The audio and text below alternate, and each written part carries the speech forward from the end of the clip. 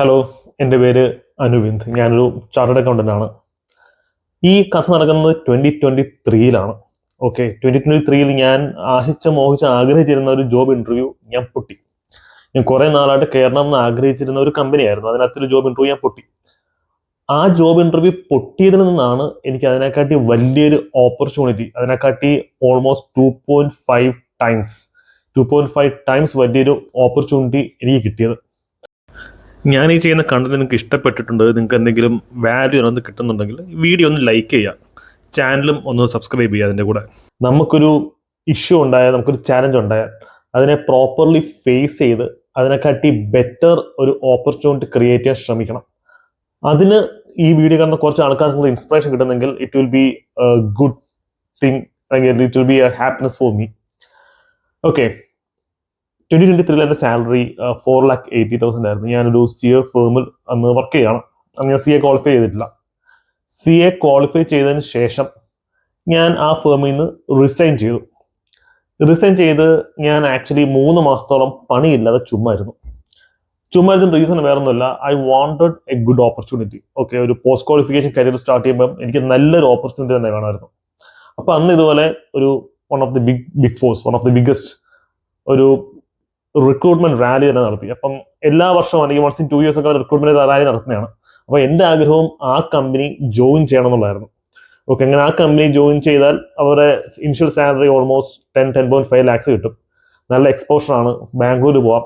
ആ ഒരു ആഗ്രഹമായിരുന്നു കുറേ വർഷങ്ങളായിട്ട് എനിക്ക് ഉണ്ടായിരുന്നത്.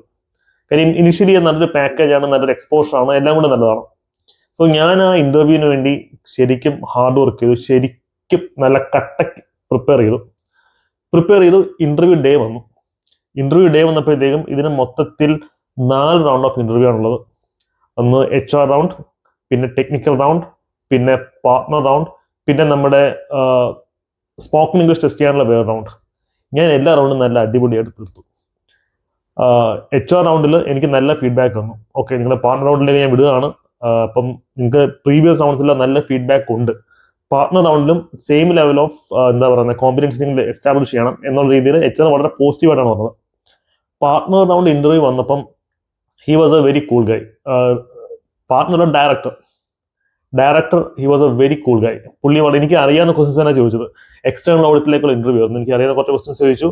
ഒരു 6-7 ചോദിച്ചതിനകത്ത് ഞാൻ 5-6 വളരെ വൃത്തിയായിട്ട് പറഞ്ഞു. എനിക്ക് അറിയാൻ വയ്യാത്തൊരു പോയിന്റ് ഞാൻ ബ്ലഫ് ചെയ്യുന്നില്ല, എനിക്ക് ആ പോയിന്റ് അറിയത്തില്ല, but I am willing to learn it എന്നുള്ള രീതിയിൽ അത് ക്ലോസ് ചെയ്തു. അപ്പൊ പാർട്ട്ണർ ഡയറക്ടറും ആ റൗണ്ടിൽ എൻ്റെ അടുത്ത് പറഞ്ഞു, ഓക്കെ എന്തൊക്കെ ഏത് സ്ഥലത്താണ് ജോലി ചെയ്യാൻ താല്പര്യം, ബാംഗ്ലൂരാണോ ഹൈദരാബാദാണോ? അപ്പൊ ഞാൻ പറഞ്ഞു ഞാൻ ബാംഗ്ലൂരാണ് ഈ കൂടുതൽ പ്രിഫറൻസ് ഉള്ളത്, but I am okay with whatever location you prefer എന്നുള്ള രീതിയിൽ പറഞ്ഞു. അപ്പം HR will get back to it was nice knowing എന്ന് പറഞ്ഞാൽ വളരെ നല്ല പോസിറ്റീവായിട്ടാണ് ഇന്റർവ്യൂ എൻഡ് ചെയ്തത്. പക്ഷെ ഇന്റർവ്യൂ എൻഡ് ചെയ്തിട്ട് വെരി നെക്സ്റ്റ് ഡേ എനിക്ക് റിജക്ഷൻ മെയിൽ കിട്ടി. അപ്പൊ ഞാൻ ഈ ജോലി ഓൾറെഡി കിട്ടും എന്നുള്ള ഒരു ആഗ്രഹത്തിന്റെ പുറത്ത് ഞാൻ വീട്ടിലും പറഞ്ഞു എനിക്ക് ആ ജോലി കിട്ടാൻ പോവാണ്, അപ്പൊ ഞാൻ ഉടനെ ബാംഗ്ലൂരിലേക്ക് ഷിഫ്റ്റ് ചെയ്യും എന്നുള്ള ആഗ്രഹത്തിന്റെ പുറത്ത് ഇരിക്കുമായിരുന്നു. അപ്പം ഇത് റിജക്ഷൻ മെയിൽ ഉണ്ടപ്പോൾ സത്യം പറഞ്ഞാൽ ഞെട്ടിപ്പോയി. അതിന്റെ റീസൺ എനിക്ക് അറിയത്തില്ല. പിന്നെ ഒരു 1 വീക്കിന് ശേഷമാണ് എനിക്ക് മനസ്സിലാവുന്നത് എൻ്റെ ബാച്ചിൽ ഇന്റർവ്യൂ നടത്തിയ എല്ലാവരെയും അവർ റിജക്ട് ചെയ്തു. അന്ന് ഞങ്ങളൊരു വാട്സപ്പ് ഗ്രൂപ്പ് ഉണ്ടായിരുന്നു, ഈ ഇന്റർവ്യൂ എടുക്കുന്ന എല്ലാവരുടെ വാട്സപ്പ് ഗ്രൂപ്പ് ഉണ്ടായിരുന്നു. അപ്പൊ അതിനകത്ത് ഞാനും മെമ്പറായിരുന്നു. അപ്പം ഞങ്ങളുടെ ആ വീക്കിൽ ഇന്റർവ്യൂ നടത്തിയ 100 പേരുണ്ട്. ആ 100 പേര് റിജക്ട് ചെയ്തു. ബട്ട് സബ്സിക്വന്റ് വീക്സിൽ ഇന്റർവ്യൂ നടത്തി എല്ലാവരെയും ഹയർ ചെയ്തു. അതിനകത്ത് ഒരു 10-200 പേരെ ഇന്റർവ്യൂ ചെയ്തതിനകത്ത് കുറച്ച് ആൾക്കാർക്ക് മാത്രമേ പോയിട്ടുള്ളൂ. ബാക്കി ഓൾമോസ്റ്റ് 95% ആൾക്കാരെ ഹയർ ചെയ്തു. സോ എനിക്ക് മനസ്സിലായി ഇതൊരു ലക്കിന്റെ ഗെയിമും കൂടാണ് ഇന്റർവ്യൂ, ജോബ് സെർച്ച് എന്ന് പറയുന്നത്. നമ്മൾക്ക് എത്രത്തോളം കോമ്പറ്റൻസി ഉണ്ടെങ്കിലും, നമ്മൾക്ക് എത്ര സ്കിൽ ആൻഡ് എക്സ്പെർട്ടൈസ് ഉണ്ടെങ്കിലും, ലക്ക് എന്ന് പറയുന്ന സംഭവം വളരെ വലുതാണ്. പക്ഷേ നമ്മുടെ കയ്യിൽ എപ്പോഴും നമുക്ക് മെയിൻറ്റെയിൻ ചെയ്യാൻ പറ്റുന്ന ഒരു കാര്യമുണ്ട്, നമ്മുടെ കോൺഫിഡൻസ് അല്ലെങ്കിൽ നമ്മുടെ സ്കിൽ ഒരിക്കലും ആർക്കും എടുത്തുകൊണ്ട് പോകത്തില്ല. ഓക്കെ, നമ്മുടെ ക്വാളിഫിക്കേഷൻ, നമ്മുടെ സ്കിൽ അല്ലെങ്കിൽ നമ്മുടെ കോമ്പറ്റൻസി എന്ന് പറയുന്നത് എന്ത് സംഭവിച്ചാലും വേറൊരാൾക്ക് എടുത്തുകൊണ്ട് പോകാൻ പറ്റുന്ന സംഭവമല്ല. ഇത് നമ്മൾ ഡെവലപ്പ് ചെയ്താണ്. It will B with us till we die.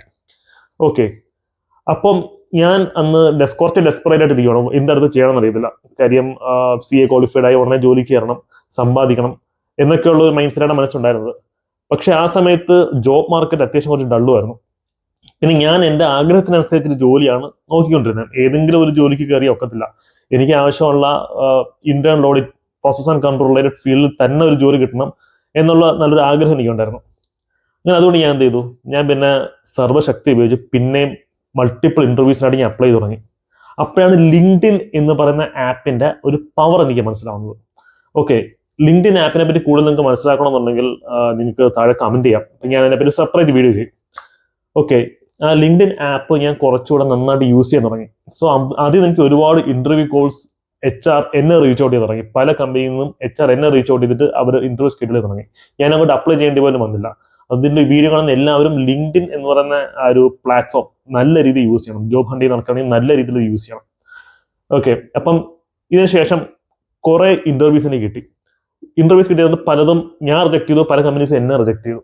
കാര്യം എനിക്ക് അറിയാമായൊരു ഫീൽഡാണെന്നുണ്ടെങ്കിൽ ഒരു കമ്പനി എന്നെ ഇന്റർവ്യൂവിന് വിളിച്ചത് ഇന്റേണൽ ഓഡിറ്റിന് വേണ്ടിയിട്ടാണ്. പിന്നെ കയറി കഴിഞ്ഞപ്പോഴാണ് അത് പറയുന്നത് IFRS നോളജ് വേണം, IFRSന്റെ ആപ്ലിക്കേഷൻ ഒരുപാട് കാണും, നിങ്ങൾ അതിനെപ്പറ്റി കൂടുതൽ പഠിക്കണം. ഇപ്പം ഞാൻ പറഞ്ഞത് എന്റെ എക്സ്പെർട്ടൈസ് അല്ല, എന്റെ റിലവന്റ് ഫീൽഡ് ഇതല്ലെന്ന് പറഞ്ഞു. അപ്പോൾ അതിനകത്ത് എന്നെ ഓൺ സ്പോട്ടിനെ റിജക്ട് ചെയ്തു.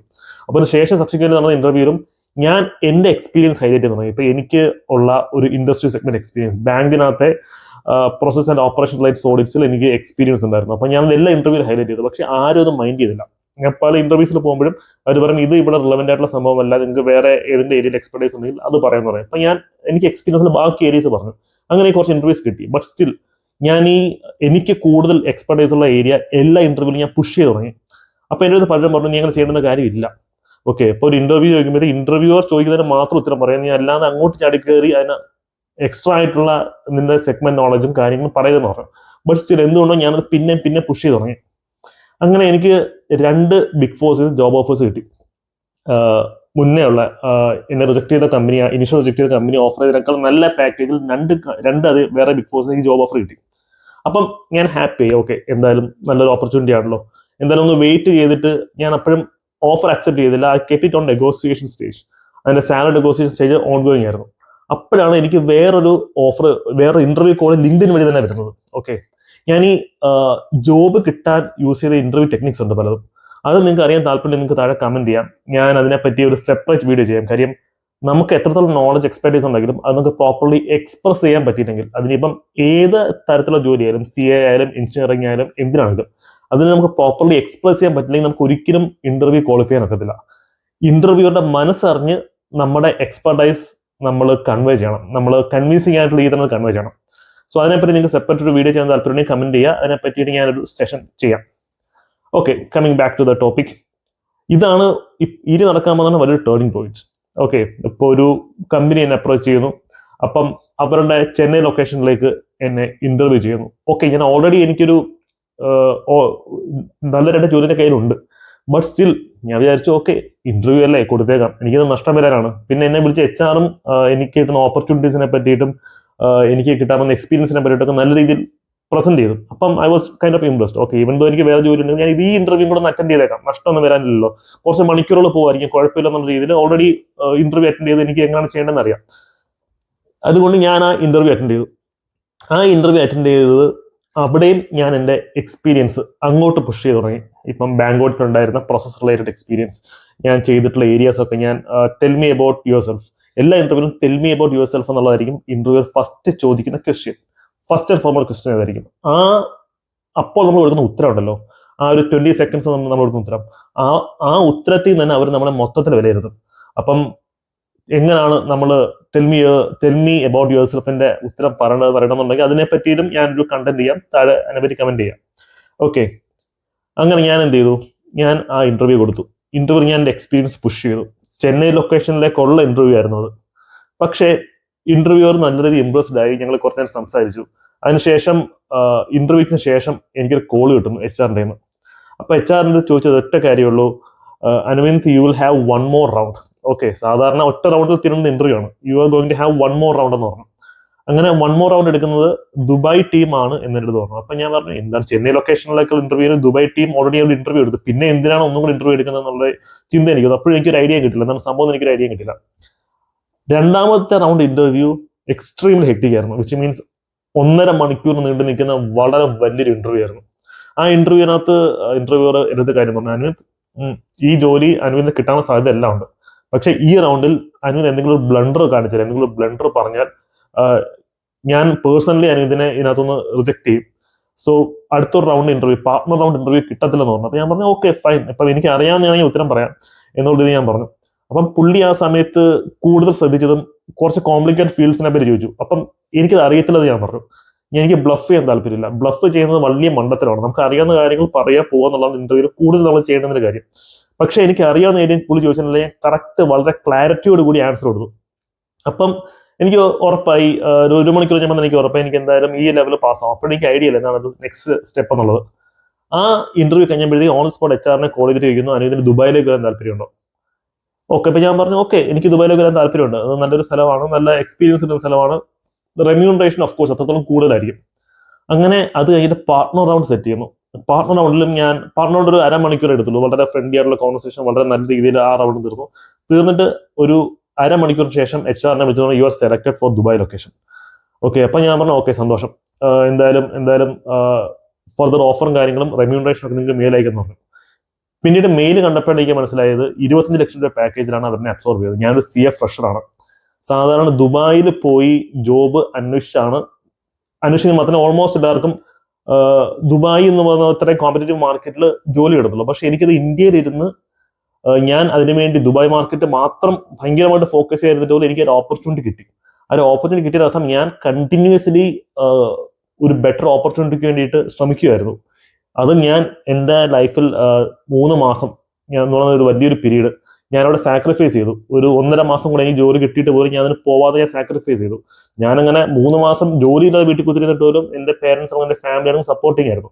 നീ നല്ല ജോലി കിട്ടും, നിന്റെ ആഗ്രഹത്തിനനുസരിച്ച് ജോലി കിട്ടുമ്പോൾ മാത്രം നീ പോയാൽ മതി എന്നുള്ള ഒരു ഒരു ഒരു പോസിറ്റീവ് റിയഷുറൻസ് എപ്പോഴും എനിക്ക് എൻ്റെ ഫാമിലിയിൽ നിന്ന് കിട്ടിയിരുന്നു. അതുകൊണ്ടാണ് എനിക്ക് അങ്ങനെ ഇരിക്കാൻ പറ്റിയത്, നല്ലൊരു ബെറ്റർ ഓപ്പർച്യൂണിറ്റി വേണ്ടി കാത്തിരിക്കാൻ പറ്റിയത്. ഞാൻ അങ്ങനെ കാത്തിരിക്കുന്ന മണ്ടത്തരം എന്നിട്ട് ഒരുപാട് ആൾക്കാർ പറഞ്ഞു. എന്നിട്ടും ഞാൻ കാത്തിരുന്നുകൊണ്ട് ഇത്രയും വലിയൊരു ഓപ്പർച്യൂണിറ്റി എനിക്ക് കിട്ടി. 2020 one of the best overseas placements ആയിരുന്നു അത്, ഒരു CA ഫ്രഷറിന് കിട്ടാവുന്നത്.